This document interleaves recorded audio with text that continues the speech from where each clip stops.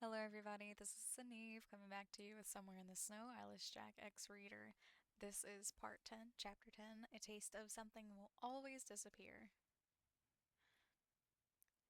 Hello? Am I speaking to Ryan Ellen or a dinosaur? Yeah, mate, you're speaking to a dinosaur. You smirked. Doxy, Dox. A name you haven't heard in a while. If his name was something as Jake and not Dox, he could have. After all this time, he didn't even dare to text or call you, but he decided to at this particular moment. Oh, Wyan, how are you and the dogs? Docs questioned on everyone's well being. And as for your answer, you made a humming noise as you scratched at your chin. I don't know. How about you tell me why you didn't call nor text me those other days and ask me that? What happened to checking on me every day, huh? You avoided Dox's question and shot back one of your own. Your neck craned slightly up, with arms crossed at an imaginary image of Dox's face, smiling slightly, but his face had a hint of guilt spreading through his pearls. All right, you got me there. Let me just get straight to the point. I was busy and my plans got pulled forward, he shouted, making your phone speaker boom into your eardrums. Flinching at the sudden sound, you switched the phone to your other hand and rubbed your ear with the nail-free one. Why are you shouting? You almost made my ear go deaf for a second. Jeez. You exaggerated as your eyebrows knitted while trying to recover your ear by rubbing it with your palm, quite harshly. Oops, sorry, Ryan, Dox apologized. For a grown ass man, he still had the inner child still sitting in the middle of his chest. Either way, he was still an old man, though. It's alright. Anyways, how's your travel? You asked, and let go of your ear before walking around in circles in the living room. Your snow pants made squeaking noises as your legs rubbed together with each step you took. As for your boots, you still had some snow stuck on the bottom, and it most likely fell and stuck onto the floor, but you knew once it melted, you'd wipe it all off the floor. And it's not all that bad. I'm still not at my destination, though. Friends decided they wanted me longer. Friends, huh? You knew Docs had a lot you didn't know about. After all, he lived longer than you. You met some of his friends before, as an example when you were little, but they had probably forgotten you or your name. Hell, you didn't even know their names, and all their faces were a blur to your memory. You have a lot of friends, Docs. Anyways, that isn't the point. Where are you going exactly that you had to abandon me and the dogs here? You jokingly said. Although you were actually pretty curious, it made you wonder even more why he didn't want to tell you until it was time for him to actually go. Business. Kinda simple. It's the same thing you're doing, but a lot of people who would rather live the old way. Huh? What do you mean, the old way? You raised one of your eyebrows. You stopped circling around and made a stop near a window in the living room. There could be a lot of things considered the old way, but that didn't bother you. You felt a lot of emotions, including confusion and curiosity, but this was different. Your stomach felt as if you were about to puke, or that it twisted and curled all over the place. Or maybe it was that strange feeling in the corner of your mind calling out to you, possibly saying, "Something is wrong and you didn't notice it. Watch out. There's something wrong. Hurry up, you know something is up. They are calling for you. Look out the window, Ian." You snapped out from the feeling. You were just paranoid right now. At this point, you just kept on scaring and creeping yourself out. Who could blame you, though? They just left and were now somewhere out there lurking and free from your restraints. Possibly planning and calling out to each and every one of their friends. Or maybe they didn't even have those, nor a family for your sake. What I mean is mail delivery, medicine, all that including mushing. He started. Mushing? Many people don't do that kind of stuff no more, but this village here wants to keep it alive, if you know what I'm saying. Slowly putting your head up out of realization. Oh, he means those kind of special deliveries.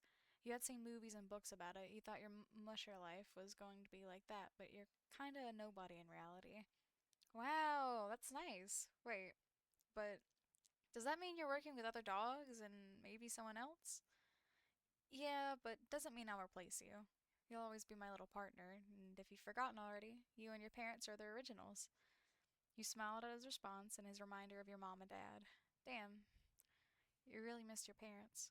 though it's best if you kept your mind off them right now. You didn't want to bawl your eyes out, especially on a call with dogs. You really couldn't stand crying in front of anyone, so you'll do that when you're alone with the dogs or something. I sure do miss you and the dogs.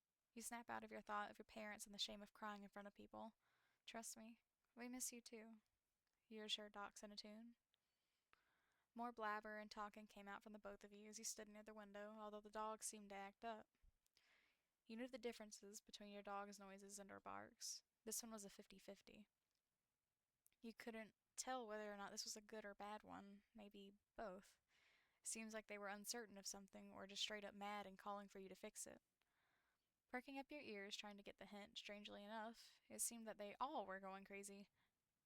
And that's something that didn't happen much. Kind of freaky and weird. Is that the dogs I hear? Dogs' voice pops up into your ears. You laugh before saying, "Yep, that's them." Docs then made a ooh sound, knowing they probably are doing some kind of trouble out there. "Hey, I'll call you back. It's going to be hard for me to multitask on whatever is going on." You huffed with a small smile on your face. "Oh, all right, YN. I'll call you later. Or, soon enough." You made an uncertain sound as your lips curled. "Not sure about that, buddy," you say. I know, I'm sorry. Just end the call before I get all beep, beep, beep." Yeah, you felt sorry for doing that, but he insisted. You stare at your cell before sighing and shoving it in your snow pants, patting it to locate where its position was in your pocket. You rub the back of your head before leaning in closer to the window that was near you. "Let's see what you guys are up to now," you grunted. Looping your fingers around and getting a hold of the curtains that refrained you from taking a look outside, you pushed them away slightly, making a small peek hole through the cloth. Looking out, you saw a somewhat empty open area. You knew if you looked out this window, you'll have to turn your neck to see the dog's kennels, which will give you a bit of a view. A low ugh came out from your mouth before you took your hands and shoved the curtains away from your face, and gave you a more open area to look out from the window. Your back now positioned straight, and the slightly cold feeling from the window fading, you took a step back and a step to your side, so you could once again lean in and look out. And so you did. Once you leaned on, you had to turn your head to the right to see all the kennels and all that. Looking out, you almost needed to stand on your tiptoes and thinking it'll decrease the range from you and the dogs, but that didn't work out. All you saw was your dogs jumping around and struggling with the leashes around their necks as some of them tried standing on their hind legs. A few, which included Keena and Archie, seemed to stand with all fours of their legs all strongly with ears perked up, as well as their tail. The other dogs that were more to the front you couldn't really see well. You knitted your eyebrows before leaning away. "Can't see shit from here," you murmured under your breath before sticking your hands to your sides and grabbing the ladle you had dropped. You'll wash it later once you had figured out what's making them act up like that. You didn't really have to use it because you already fed your children. Making your way to the front door, as your boots and clothing squeaked and shuffled, that little voice inside the corner of your head started rambling again. And if you could explain the voice, you'll say a mini version of you, as it was your own mind and most likely you just talking and overthinking to yourself. "Aren't you brave going out there? Doesn't it seem too strange to grab a little more protection? You don't know what's out there. Something's new. Something's wrong. How do you know you're not putting yourself and dogs in danger?" Gosh, a little version of you really had to stop talking. Or maybe you were just slowly going insane and didn't realize it. Either way, you're grown and had to check it out. You were the man of the house from now on. "What's with me today?" you question on your own well-being. You guess you were just adapting to the changes the past, week? Damn, have you already forgotten? That didn't matter. You hurried yourself to the knob of the door before twisting it. A rush of cold air was reunited to your cloth and layer to your body. The sound of the creaks of the door and the yapping and fog coming out from your dogs all filled your feelings and ears. As for your sight, nothing was different. Nothing. Absolutely nothing. But is that really correct, Ryan? You didn't remember a bush there, sitting in the snow after all. This was supposed to be a completely open area. Or maybe it was an animal. No animal would be bold enough to chew and snag at the bucket-filled soup. No animal would look so hairy and bushy, not even a bear. Or was it the gurgling sounds and scratching at the bucket that made you uneasy? Or was it everything that was happening at once? The ringing and muffled sound of dogs barking and growling, the gurgling that came from the living creature, the aggressive snagging and chowing at the leftover soup, the wave of uneasiness and confusion washing over the beach of your mind. But like you said moments ago, you were the grown woman in the house and had to take care of it, right? You just stood there, almost like a tree, stuck in one place for their entire life. The creature had head first into the bucket, clawing at the sides as if it hadn't ate in decades. Maybe it did, but who were you to identify that? It didn't seem to notice you or your dogs. Maybe it didn't even care about the barking and the presence of the canines. But would it act the same for you? Ladle still in hand, clamped and trapped around your grip because of the fear of dropping it out of shock. And also because you didn't want to end up like those horror movies where they always seem to drop their stuff they held no matter the situation. The entity had a set of hair, bushy and gray tips at the ends. If it were to be naked, it would probably be alike to a human from inspecting it. Its hands were skinny and dirty. Its sharp nails almost represented talons and had. What is that? Dirt? Whatever it was, you didn't want that thing to get near you. Plus your dogs. You didn't know what to do in such a situation. It felt like your whole body froze from the cold and turned your bones to ice. But really, it wasn't. You feel your mouth become dry as it fell agape. Small clouds of fog came out with every breath you took. Although you felt as if it could hear the rumbling and breathing from both your heart and your mouth, you didn't want to even let out a peep. Your dog's eyes still tracked onto the creature's body, but for Ren, he had stopped and stared at you, almost like she was calling for you to do something and protect their precious breakfast. Hunter and Juno were not happy about the situation.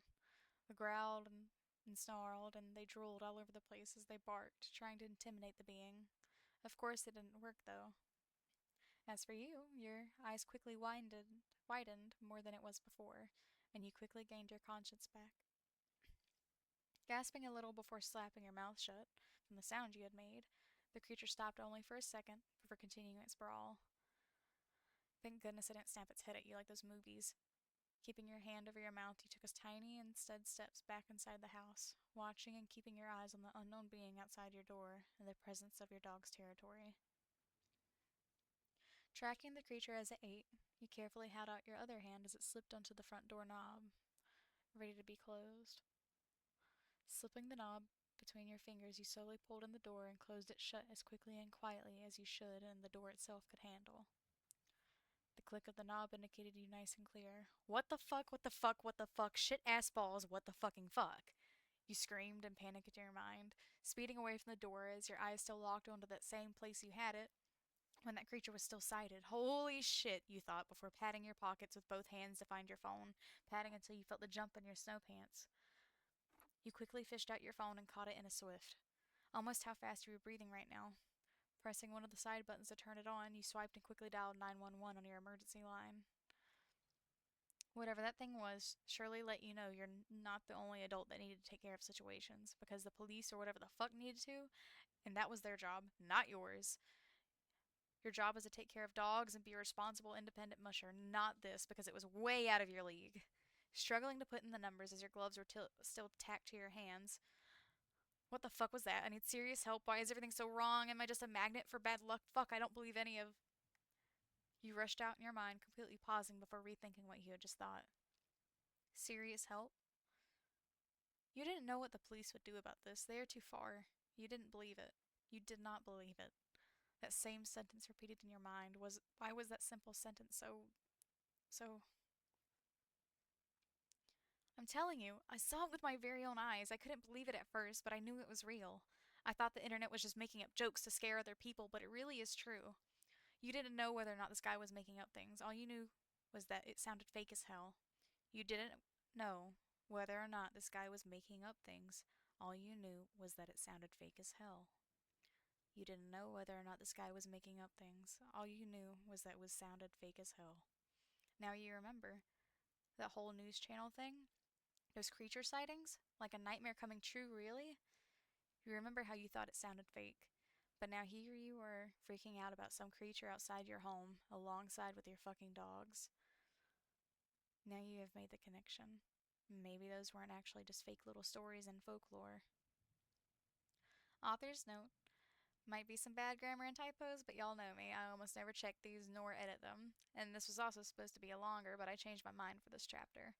That is the note that they had left. The next chapter after this is chapter 11, A Chase for a Longer Break. That was definitely an interesting chapter, a little bit of a roller coaster.